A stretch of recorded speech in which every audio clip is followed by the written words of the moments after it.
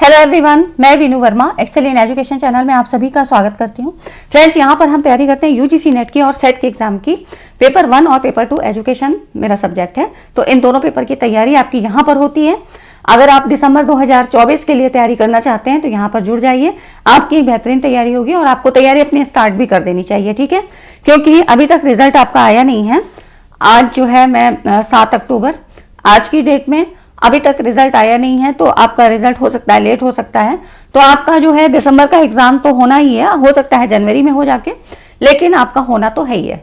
तो पेपर का सिलेबस देखते हुए टाइम आपके पास उतना नहीं बचता है, और सेट का एग्जाम तो अपने निर्धारित समय पे ही होगा, ठीक है। तो इसलिए लिए आपको अपनी तैयारी बिल्कुल शुरू कर देनी चाहिए।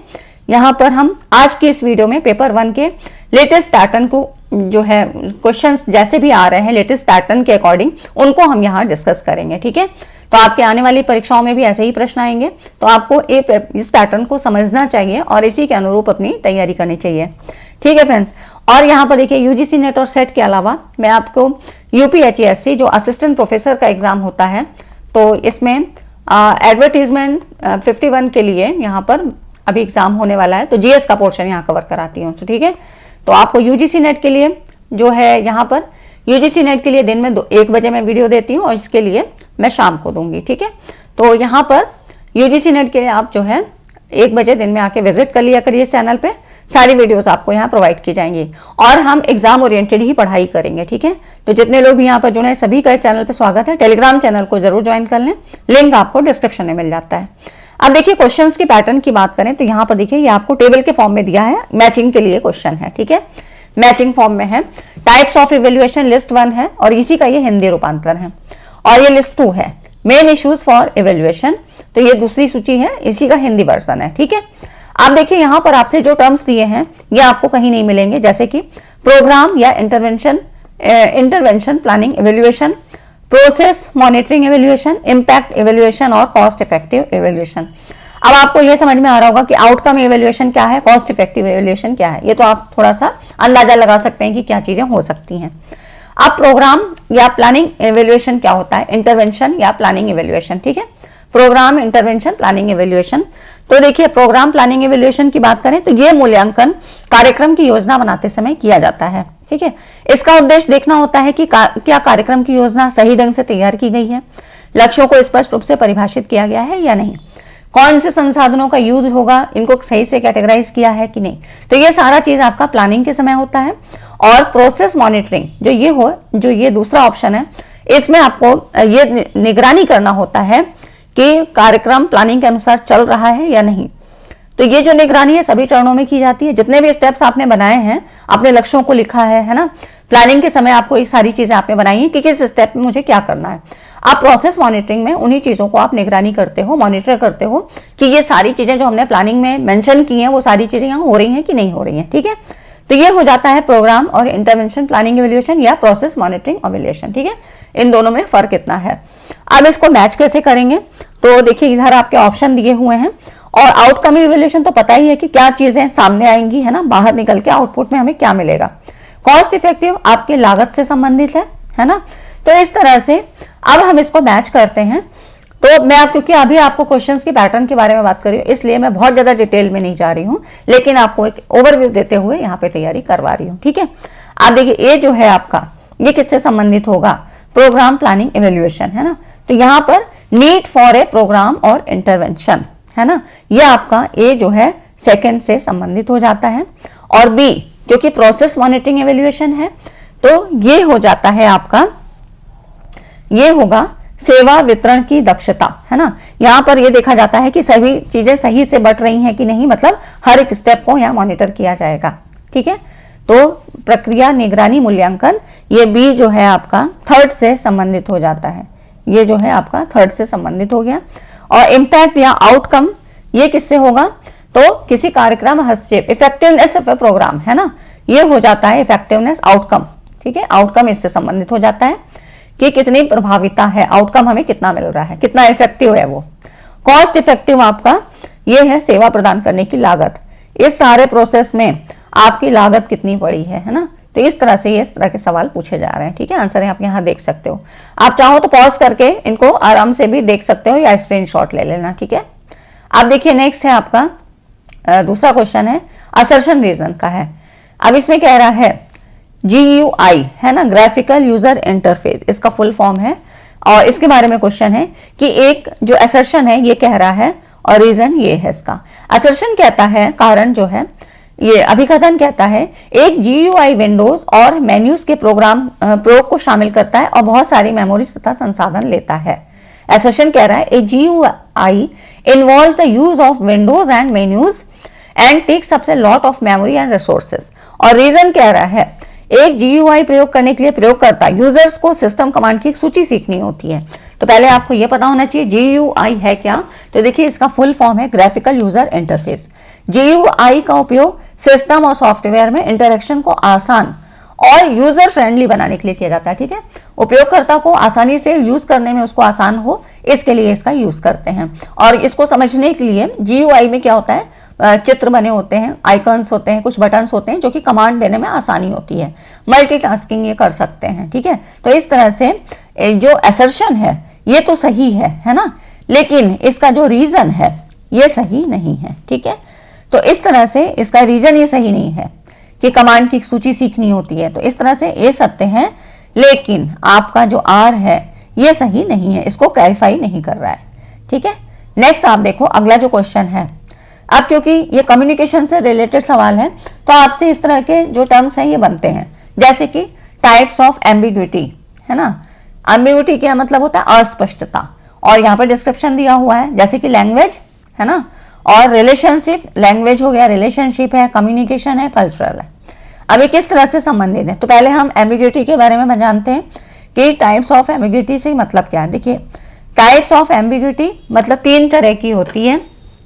एक होती है लेक्सिकल, जो कि आपकी शब्दार्थ से संबंधित होती है, एक ही शब्द के एक से अधिक अर्थ हो सकते हैं, और संदर्भ मतलब कोई उसका जो है कंटेक्स्ट नहीं होता है और इसके बिना अर्थ भी नहीं स्पष्ट होता है। जैसे कि अगर कल के बारे में बात हो रही है तो मतलब ये नहीं पता है कि यस्टरडे के बारे में बात हो रही है, टुमारो के बारे में बात हो रही है, मतलब बीता हुआ कल या आने वाला कल। ठीक है, तो इस तरह से ये क्या है, शाब्दिक शब्दों की वजह से अस्पष्टता है।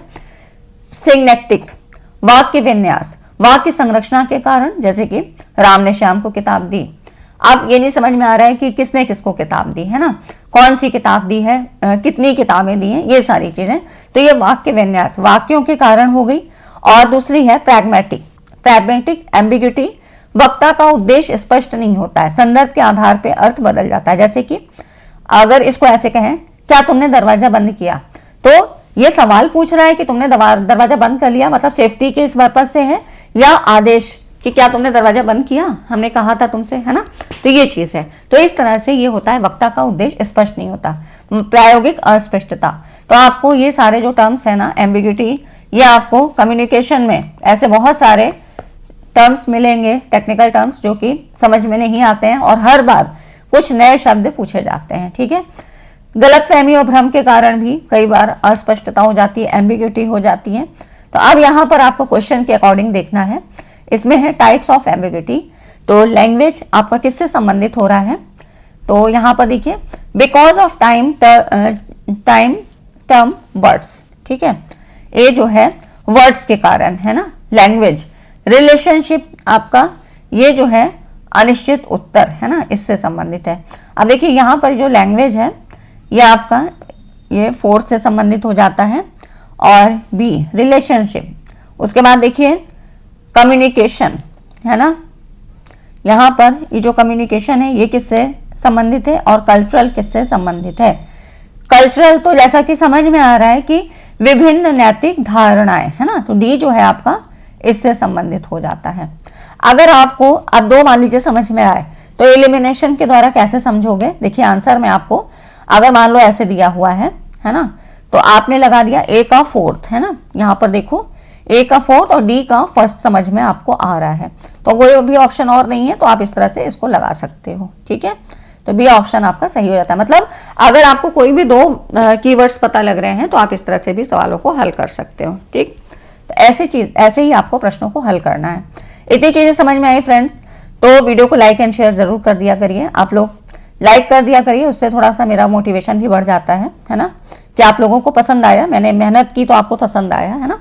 अब अगला क्वेश्चन देखिए, ये सारे क्वेश्चन आपके 19 जून को यहाँ पर पूछे गए हैं 19 जून 2023 को। ठीक है, अब देखिए इसमें जो है यहाँ पे आपको टास्क दे रखा है और इधर दिया है सॉफ्टवेयर एप्लीकेशन, कौन सा सॉफ्टवेयर किस काम के लिए यूज किया जाएगा। देखिए यहाँ पे कह रहा है combining video audio text and images. ठीक है, अब देखिए इस तरह के प्रश्नों को हल करने में टाइम तो लगता है, लेकिन आपको ऑप्शन पता होते हैं। अगर 2 भी आते हैं तो आप इस पूरे 4 ऑप्शन को पूरे कर लेते हो। ठीक है, तो मैचिंग में ये थोड़ा फायदा भी होता है और थोड़ा सा जब ऑन स्क्रीन आप क्वेश्चंस को करते हो तो आपको थोड़ा टाइम भी लग जाता है ना, स्क्रॉल करके नीचे देखना, ऊपर करना, ये सारी चीजें हो जाती हैं। तो यहाँ देखिए combining video audio text and images, ये किस में होता है, तो यहाँ पर देख लेते हैं हम। देखिए कंबाइनिंग की अगर हम बात करें तो ये आपका किस में हो जाएगा, तो देखिए जिसमें भी सारी चीज़ें होती है ना कि वीडियो ऑडियो टेक्स्ट और इमेजेस, ये आपका मल्टीमीडिया में होता है ना, तो ये आपका इससे संबंधित हो जाएगा, ये आपका इससे संबंधित हो गया मल्टीमीडिया से। बी, एक पोस्टर बनाना जो स्कूल नाटक का विज्ञापन करता हो, तो ये क्या हो जाएगा, ये बी जो है आपका डेस्कटॉप पब्लिशिंग। डेस्कटॉप पब्लिशिंग है क्या, ये वो प्रोसेस है जिसमें कंप्यूटर और विशेष सॉफ्टवेयर का यूज करके टेक्स्ट और ग्राफिक्स को जो है कंप्रेस करके और डॉक्यूमेंट तैयार किए जाते हैं। ठीक है, तो एक नाटक के लिए उसको विज्ञापन तैयार करना है ना, तो इस तरह से एक पोस्टर बनाना है, तो यहाँ डेस्कटॉप पब्लिशिंग ये इससे संबंधित हो जाता है। ठीक, अब एक छोटे क्लब की आय और व्यय को रिकॉर्ड करना, तो ये किस पे बनता है, ये आपका स्प्रेडशीट में बनता है ना, ये आपका जो ये वाला सी ऑप्शन ये स्प्रेडशीट पे बनता है, एमएस एक्सेल से क्वेश्चन पूछे गए हैं। फिर देखिए removing red I from a family picture, तो फोटो एडिटिंग, एडिटिंग में ही सारा काम होता है ना, तो ये आपका थर्ड इससे संबंधित हो जाता है। ठीक है, तो यहाँ पर ये देखिए आप यहाँ देख सकते हैं, इस तरह से ऑप्शंस को आपको देख के करना है। उसके बाद देखिए what is the full form of ENIAC, है ना, इनिएक का फुल फॉर्म क्या है, ये आपका कंप्यूटर से जनरेशन से संबंधित है, तो इसमें देखिए ये है इनिएक, इसका फुल फॉर्म है electronic numerical integrator and calculator, ENIAC, है ना।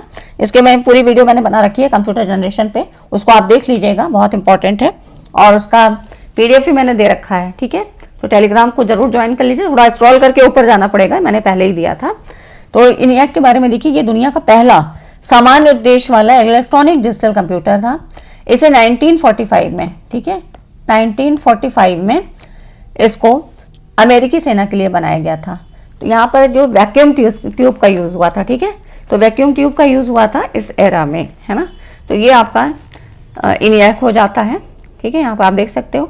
नेक्स्ट आप देखो, इसमें कह रहा है identify the correct order of the following major technological change in computers based on computers first to fourth generation, मतलब चौथे से, है ना, पहले से लेके चौथे जनरेशन के आधार पर कंप्यूटरों के निम्नांकित बड़े तकनीकी परिवर्तनों के सही क्रम की पहचान। अब यहाँ पे हायरार्की लगानी है आपको कि किस तरह से कैसे डेवलपमेंट हुआ और किस तरह से कौन सी चीज आई। तो देखिए, सबसे पहले आपको पता है कि सबसे पहले क्या आया था, वैक्यूम ट्यूब्स आई थी पहले नंबर पे, दूसरे में फिर आपके ट्रांजिस्टर्स आए, ठीक है, और फिर आपका इंटीग्रेटेड सर्किट्स, ठीक है, और उसके बाद माइक्रो प्रोसेसर्स, है ना। तो इस तरह से आप चीजों को लगा सकते हैं, और ऐसे ही सवाल आपकी भी बने, क्योंकि अब क्या है, एनटीए जो है क्वेश्चंस का पैटर्न लेंदी कर रहा है, चीजें वही हैं, सिलेबस वही है, बस उनको पूछने का तरीका अलग हो गया है। ठीक है, और कई बार कुछ चीजें आपकी इन डेप्थ भी पूछी जा रही हैं, तो इस तरह से वो तो खैर क्वेश्चंस को हार्ड करने का जो है एक पैटर्न होता है कि किस तरह से उनकी टेक्निक होती है कि क्वेश्चन को किस तरह से हार्ड बनाया जाए, है ना। क्योंकि सिलेबस वही है, अभी तक कोई अपडेट नहीं हुआ है, लेकिन क्वेश्चंस आपके बन रहे हैं, तो आप एग्जाम ओरिएंटेड तैयारी करिए पीवाईक्यूज के माध्यम से, जो कि मैं यहाँ पर आपके करवा रही हूँ। और देखिए, ये आपकी यूजीसी नेट और सेट दोनों के एग्जाम के लिए इंपॉर्टेंट है, क्योंकि सेट के एग्जाम में भी पेपर इजी आता है पर कट ऑफ बहुत हाई जाती है, तो इसलिए आपको भी अच्छे से तैयारी करनी है। यूजीसी नेट का थोड़ा सा लेवल अप होता है और सेट का जो है मीडियम होता है। ठीक है, तो इस तरह से आपको दोनों लोगों को तैयारी अच्छे से ही करनी है। तो यहाँ पर आप देख सकते हो, ठीक है, ये हो जाता है। नेक्स्ट आप देखो, अगला जो क्वेश्चन है ना, मैं यहाँ पर अभी क्वेश्चन के पैटर्न की ही बात कर रही हूँ, इसलिए ये सारे टॉपिक्स आपको पढ़ने हैं और मैं पूरी चीजें थ्योरी में कवर करवा रही हूँ।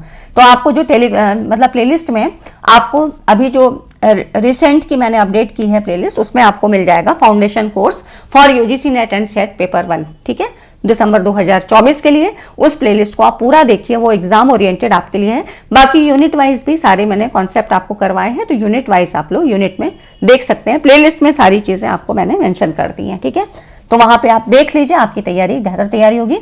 और बिल्कुल भी रिजल्ट का वेट मत करिए, वो आपको पता है कि क्या आना है ना, तो टाइम मत वेस्ट करिए अपना, क्योंकि एक एक समय, एक एक मिनट बहुत कीमती है। अब देखिए यहाँ पर कह रहा है which among the following are used as learning management system. काफी सवाल पूछे जाते हैं, एलएमएस होता क्या है। तो एलएमएस लर्निंग मैनेजमेंट सिस्टम एक ऐसा सॉफ्टवेयर होता है जो ऑनलाइन लर्निंग को सुगम बनाता है, जिसमें कंटेंट का निर्माण भी होता है, ठीक है, कंटेंट को क्रिएट किया जाता है, इसको मैनेज किया जाता है, और इसको डिलीवर किस तरह से करना है, ये सारी चीजें इसमें शामिल होती हैं। और ये इस तरह से भी इफेक्टिव होता है कि टीचर और स्टूडेंट के बीच कम्युनिकेशन किस तरह से होगा, कोई भी लर्नर है वो कहाँ से भी एक्सेस कर सकता है, फ्लेक्सिबिलिटी होती है। तो ये सारी चीजें लर्निंग मैनेजमेंट सिस्टम में एक बेनिफिट होता है इसको यूज करने से। तो ऑनलाइन पढ़ाई होती है, तो इसके लिए एलएमएस एक बहुत बेहतरीन जो है यहाँ पर सॉफ्टवेयर है, ठीक है। अब इसमें क्या क्या है, कौन कौन से टूल्स यूज होते हैं, मतलब कौन कौन से सिस्टम सॉफ्टवेयर हैं। तो देखिए यहाँ पर जो है आपका गूगल क्लासरूम है, जुमला है, और उसके बाद आपका मूडल, ठीक है। तो ये आपके इसमें यहाँ पर जो है इसका प्रयोग होता है, ठीक है। तो यहाँ पर आप देख सकते हैं एलएमएस, सारी चीजें हम यूनिट वाइज सारी चीजें कर रहे हैं। फाउंडेशन कोर्स में आपको सारी चीजें मिल जाएंगी, है ना। नेक्स्ट आप देखो जो अगला क्वेश्चन है और लास्ट क्वेश्चन है आज की वीडियो का, इसमें कह रहा है which of the following file formats contain exclusively the sound the format suitable for distribution across the internet. निम्नांकित में से कौन से फाइल फॉर्मेट में अनन्य रूप से इंटरनेट पे वितरण के लिए सुयोग्य साउंड फाइल फॉर्मेट है। अब साउंड फाइल फॉर्मेट क्या होता है, तो देखिए साउंड फाइल फॉर्मेट वे फाइल फॉर्मेट होते हैं जिनमें साउंड या ऑडियो डाटा को स्टोर किया जाता है, ठीक है। फाइल मतलब रखना चीजें को, है ना, और डेटा जो है डिजिटल फॉर्म में होता है, तो जिसे कंप्यूटर या डिजिटल उपकरणों का मतलब चलाया जा सकता है। तो इसलिए कंप्यूटर पर या डिजिटल जो है कोई भी ऑपरेटर है उस पर चला सकते हैं।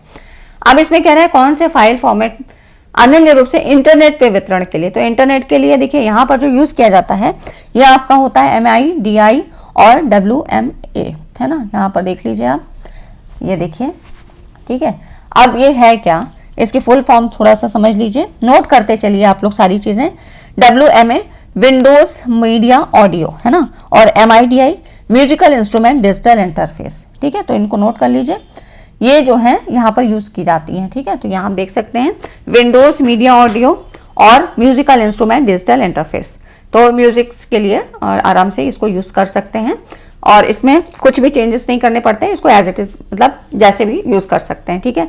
तो ये हो जाता है MIDI, है ना, तो मतलब म्यूजिक के लिए इसको ज्यादा यूज किया जाता है, ठीक है। तो ये कुछ क्वेश्चंस थे जो आपके लिए इंपॉर्टेंट हैं, और आपको इसी पैटर्न पे तैयारी करना है, क्योंकि अगर आप पैटर्न को बिना समझे एनटीए की तैयारी करोगे यूजीसी नेट की, तो फिर आपके लिए ठीक नहीं होगा। आप पेपर को पैटर्न को समझिए, लेटेस्ट पैटर्न अगर आप देखते हैं 2018 वाला पेपर, 2019 वाला पेपर और 2024 वाला पेपर, आपको काफी डिफरेंस दिखाई देगा। तो आपको अभी 5 साल के पेपर्स उठा के उनको करना है, उनसे इंपॉर्टेंट क्वेश्चंस निकालने हैं, उन टॉपिक्स को निकालना है, और फिर तैयारी यहाँ पे करनी है। तो पेपर 1 पेपर 2 यहाँ पर मैं हर दिन आपको 1 बजे वीडियो दूंगी, ठीक है। तो आप लोग यहाँ विजिट कर लिया करिए और अपनी तैयारी को स्टार्ट करिए। आप सभी का चैनल पे स्वागत है और धन्यवाद। सभी का वीडियो देखने के लिए धन्यवाद। वीडियो को लाइक एंड शेयर करके जाइएगा। मिलते हैं नेक्स्ट वीडियो में, तब तक चैनल पे बने रहिए और प्लेलिस्ट को जाके विजिट कर लीजिए। Thanks for watching this video.